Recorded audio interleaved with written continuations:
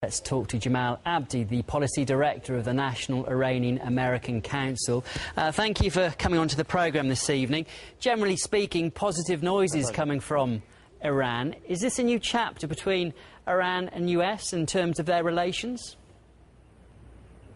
It certainly appears like it's a new chapter. It remains to be seen whether the two leaders will meet in New York next week, whether Rouhani and Obama, frankly, can hold off hardliners on both sides of the debate to allow for some productive negotiations to take place. But right now it looks very hopeful. And what do you think we can expect from this meeting if it does go ahead? Do you think it's just a symbolic gesture, or can we expect more?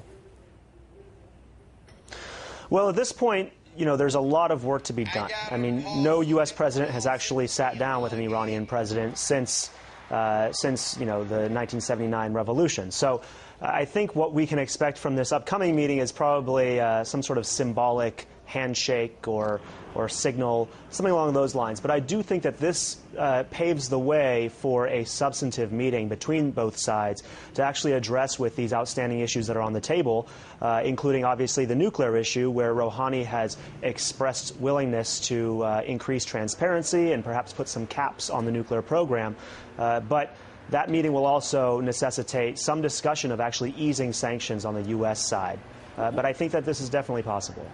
With reference to the nuclear issue, I mean, Iran has really taken the first positive step in that. How likely is it, do you think, that the US will actually back down in its opposition to the nuclear program, given the fact that they've now said it is, look, completely peaceful?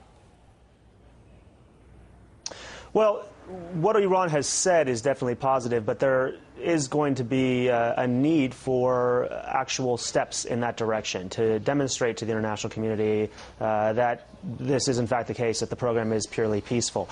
And Rouhani has been good on this front. His foreign minister has said that the perception of an Iranian nuclear weapons program is harmful to Iranian interests. And both Rouhani and his cabinet officials have spoken about the need to increase transparency. So if that takes place, if Iran can go to the table and say, look, we're willing to make the program more transparent, we're willing to accept certain caps on the program to address concerns, at that point, the onus is on the U.S. to say, OK, if you do that, we're willing to lift these sanctions.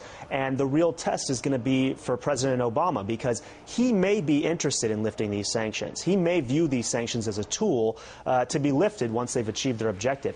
The problem is that he's going to face a lot of political opposition here in Washington.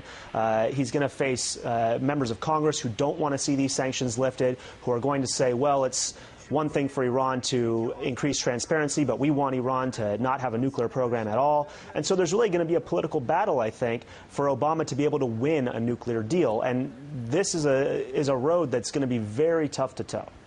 OK, we have run out of time there, but thank you for your thoughts. That's Jamal Abdi, the Policy Director of the National Iranian American Council. Thank you.